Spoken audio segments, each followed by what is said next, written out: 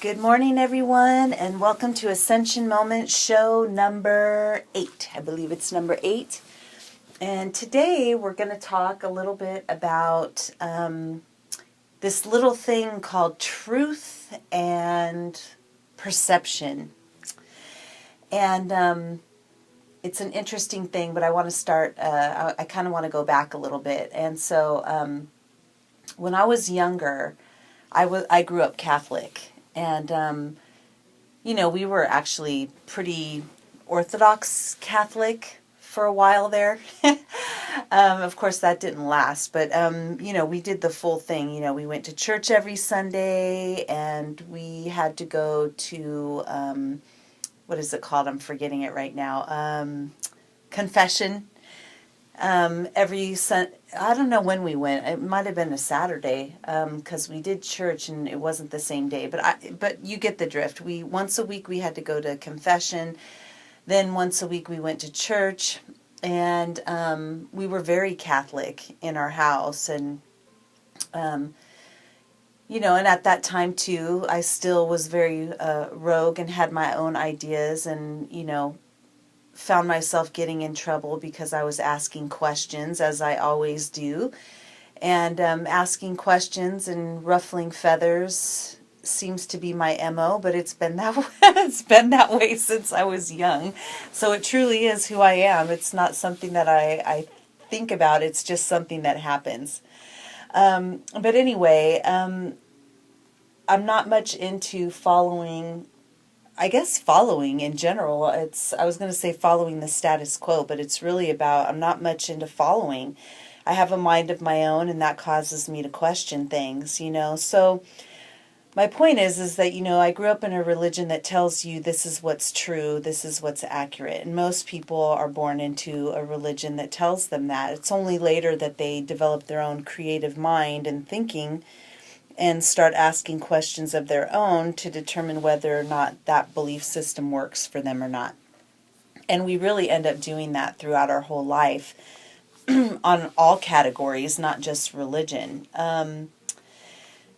So I went from that to then, growing up, and we had some changes in our life and a divorce. And so, remarrying, and my mom remarried someone else, and the Catholicism kind of went away. But my mom was always Catholic. It just, the adherence to it went away, and all the rituals for the most part, because my stepfather was not religious at all. His religion was work. So then, that lay dormant for quite a while. And then I was exposed to Eastern religion, or let's back that up, Eastern philosophy, because it wasn't a religion, but it was more of a practice of how to be peaceful. And I started learning that, and just when I started to, get into that and started to understand, religion came back into my life through what turned out to be my first husband. And he was Jehovah's Witness. And me being fascinated with religion and probably feeling a level of comfort in the structure of it, because that's how I was raised. And, we all tend to go back to what we were raised around, even if it's not good, because it feels familiar. And so we mistake that for that's the right thing. But familiar isn't always the right thing. So long story short, I spent several years learning about Jehovah's Witnesses, which he was, and studying with them. And they were beautiful people, they really were, but they were kind of like a modern day cult, and I have to call it that only because any religion that separates you from family or isolates you from who you're allowed to communicate with, or tells you that you basically can't participate in anything because they have their own quote unquote truth. That to me is cultish. So, and there are many levels of being in a cult. In fact, I have a good friend who two good friends who grew up in a cult situation, and so that's why I kind of termed my experience as more of a modern day cult, because there are different levels of that. But through the religious experience, you start to be exposed to what people call truth, and you get to understand what it feels like when people are talking about truth, and seeing it from a very extreme end where people say, well, this is the truth, and in saying that, nothing else exists. And it's interesting because you get away from religion and it's still out there in daily conversation, daily disagreements, where people often still talk about when they don't agree with someone, they talk about it as, well, we all have our own truth. And so I wanted to just kind of talk about that word because of my experience with it since I was young and even up to just, recent. Truth is a funny thing. I don't think it exists. I think it's this, I don't know, what is the word? It's this shadow word, like a shadow doesn't really exist. It's just an extension of a person, right? The reality is the person, and the shadow is what really isn't there. And it's the person creating that shadow.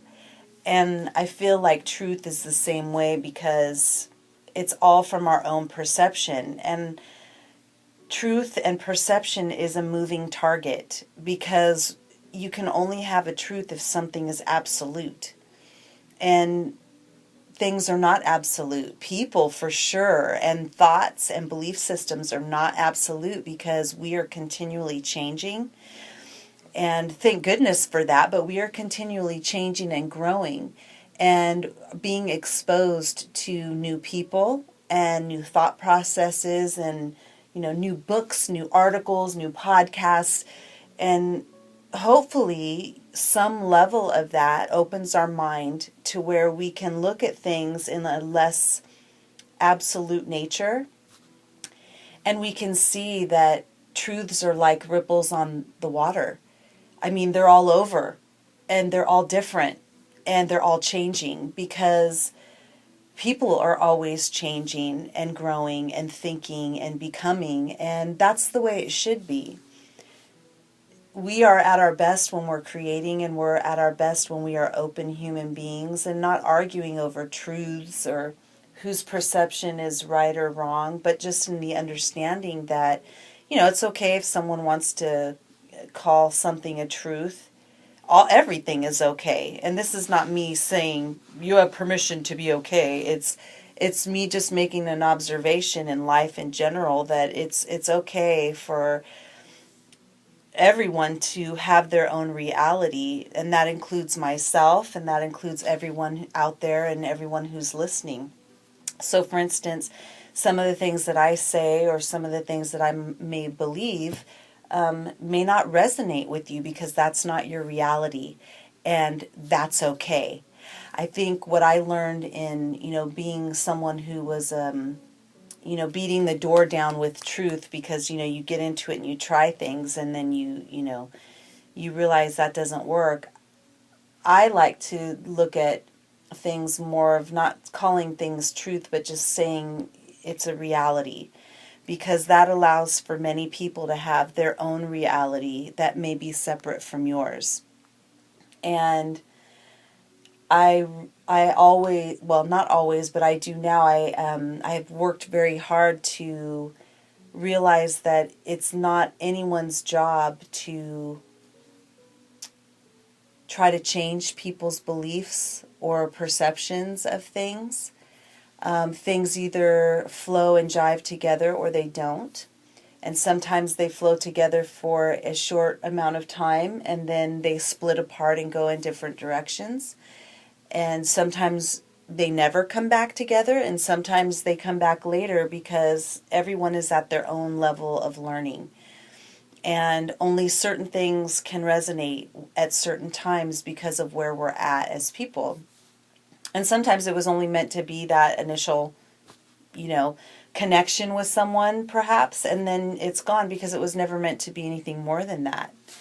I've said before in other podcasts that we are threads woven into the same cloth, and, or into the same web. And sometimes you're only supposed to be one strand across one area, which would be maybe a person or a circumstance, or a lesson or what have you. And so I like to just share, for anyone who's out there who's going through anything where the idea of truth or perception, or that's your truth, or I have my own perception, I just want to put out there that the understanding that truth and perception, and that each person has their own truth and perception, is a universal truth for everyone.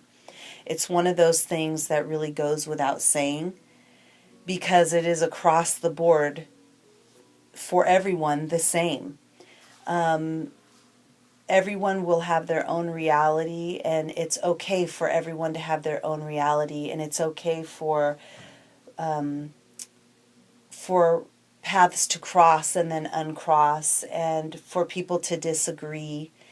And in fact, most of the time when we get into these truth versus truth, it usually always creates a conflict, but conflict is useful. I like that it can cause crisis, as we see in the world too, and on a smaller level between individuals. It could also be useful because conflict rocks the boat.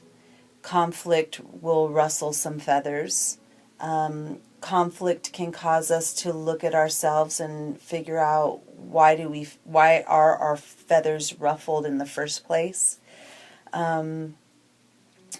Conflict can cause us to revert back in our cave if we're not ready to look at ourselves or to deal with a situation. I mean, conflict is in itself a crisis. And there's this phrase, or a quote, and I can't remember the guy's name, but he used to be, he helped on the campaign with Obama. Oh, I can't remember his name. He had an interesting name. And he wasn't a campaign manager, but he was actually in the White House for a short time, and then he ended up stepping down because he was running for office in something else. But anyway, can't remember his name right now, but what he said was, never waste a good crisis. And I absolutely love that. I personally believe there are no mistakes. So when we have conflict with people, there are no mistakes. These are things that are used to reflect ourselves out into the universe or onto a person for them to see themselves. But remembering that the other person is also a mirror to us to see ourselves. And so in doing so, it can either act as a tool to help us understand that we still have a lot of learning to do, which we always will, and there's nothing to feel bad about there. We always do. I look at myself constantly, and when I look at myself and go, yeah, why did I do that? Or I can't stand by what I did because it doesn't feel right. I own it, and I internalize it, and I learn from it, and then that is inculcated into my being, and I move on to the next thing. So it's always important to self-reflect, and then to ask yourself, do I stand by that action or that thing I said? And if you can look at it and say it's not in alignment with who I am as a person, therefore it makes you feel weird about yourself, and your feelings are your emotional guidance system. It's telling you whether it's right or wrong. So if it feels yucky, there's a reason for that, and you look into it and go, it feels yucky because there's something in there I'm not resonating with. What was it?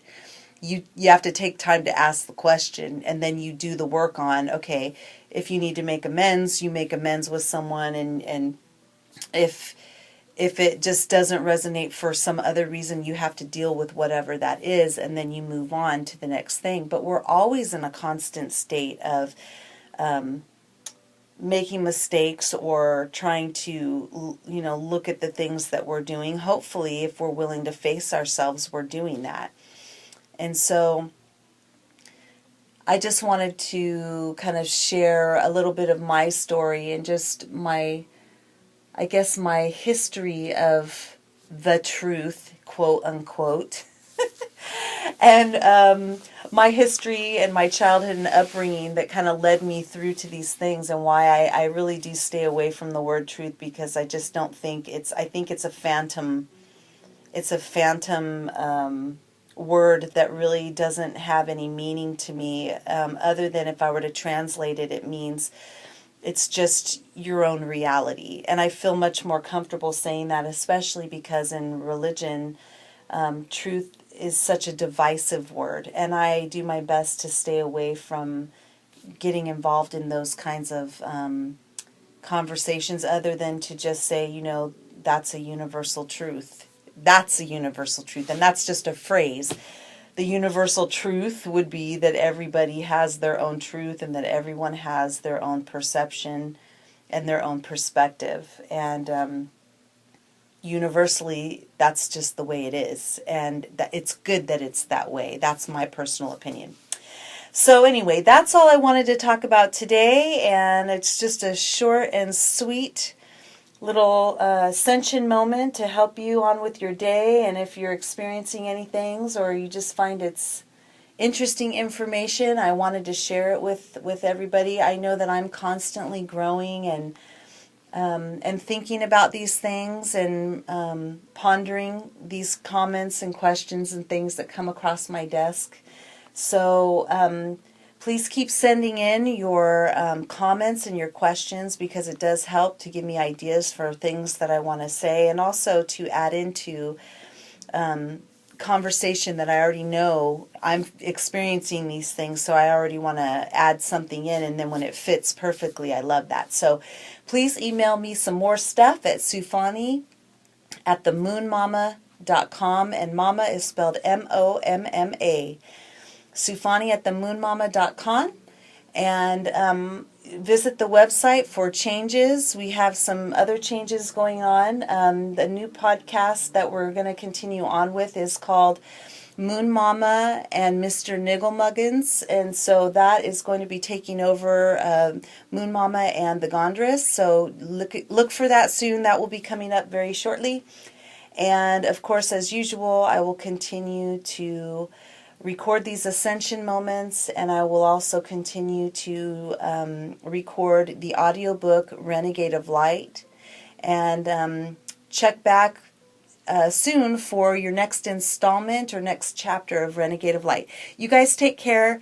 Hope to see you soon. If you want to continue this conversation, please see my blog that's on the website, themoonmama.com, and just post whatever it is that you want to talk about, and we will continue the conversation from any of the Ascension moments. Anything that you want to talk about, just comment on the blog. Thank you. Have a great day.